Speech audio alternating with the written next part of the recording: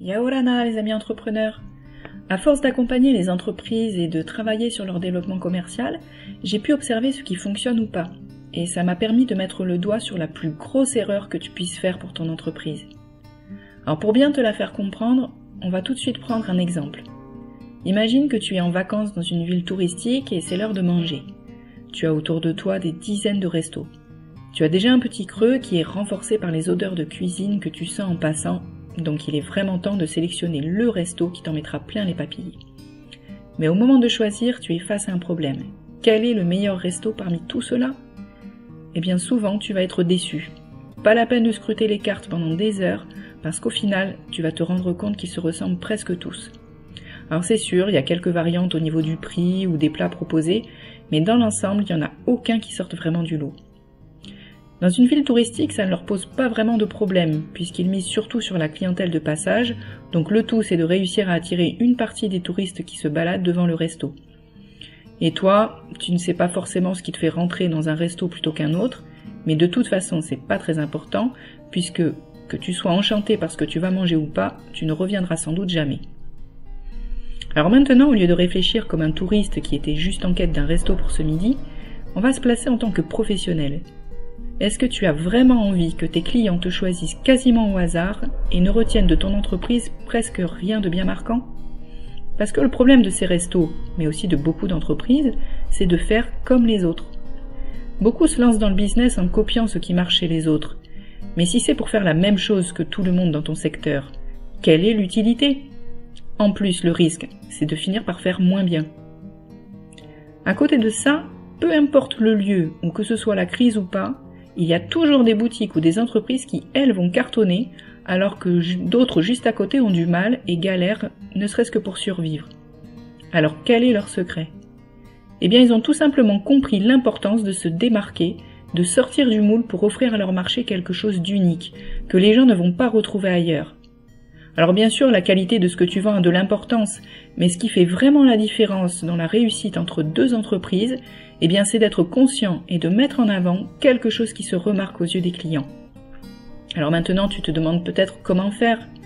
Eh bien c'est d'abord un travail de réflexion. Il faut prendre le temps de se poser un peu et de trouver les réponses à des questions comme « Qu'est-ce que je veux apporter à mes clients ? En quoi suis-je unique ? Qu'est-ce qui me motive dans cette entreprise et que j'ai envie de partager ? Ou encore, quelles sont mes valeurs, mes forces, mais aussi mes faiblesses ? Il n'y a pas deux personnes comme toi sur Terre, donc au lieu de faire ressembler ton entreprise à une autre, il faut faire ressortir ta personnalité et être authentique. Alors évidemment, en mettant ce genre de choses en avant, tu risques de ne pas plaire à tout le monde. Mais justement, le meilleur moyen d'échouer, c'est d'essayer de plaire à tout le monde. Et pourtant, c'est une erreur très fréquente. On veut plaire au plus grand nombre et au final, on ne sort plus du lot. Alors qu'en cultivant sa différence, on trouvera toujours des clients qui accrocheront vraiment et ce sera la clé du succès. Donc comme tu viens de le comprendre, il faut travailler sur son positionnement, sur son discours, pour redécouvrir son entreprise et la mettre en avant de la bonne manière. Mais il faut aussi mieux cibler la clientèle qui va lui correspondre. Le problème, c'est que beaucoup d'entrepreneurs zappent cette étape et ils se lancent trop rapidement tête baissée.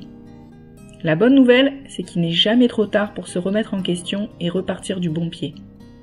Pour t'y aider, je te propose 2 choses. Premièrement, j'ai écrit un livre, Faire connaître ton entreprise en 5 étapes, dont la première partie aborde justement ce sujet en prenant l'exemple d'une entreprise qui apprend à mieux se connaître et à parler d'elle. Le livre n'est pas encore tout à fait fini, mais si ça t'intéresse, je t'enverrai gratuitement la version PDF dès qu'il sera terminé. Deuxièmement, pour aller plus loin, je suis en train de créer des vidéos qui permettent de vraiment travailler sur le sujet avec des cas pratiques. Ces vidéos seront mises à la disposition des entrepreneurs qui auront rejoint la pépinière. Le club n'est pas encore ouvert, mais je prends déjà les réservations. Tu pourras trouver des informations complémentaires sur mon site. Alors si tu fais partie des entrepreneurs qui ne veulent plus courir tout le temps après les clients, mais qui préfèrent être remarqués, que les gens viennent directement à eux, alors n'oublie pas que les personnes qui ont du succès sont celles qui sont différentes. Si tu ne sais pas répondre aux questions qu'on a évoquées tout à l'heure, c'est que tu n'as rien d'unique et qu'il est temps de travailler là-dessus. Choisis l'aide que tu veux que mon web partenaire t'apporte grâce au formulaire de réservation que tu trouveras ci-dessous et c'est avec plaisir qu'on te comptera parmi les entrepreneurs qui se bougent pour la réussite de leur entreprise.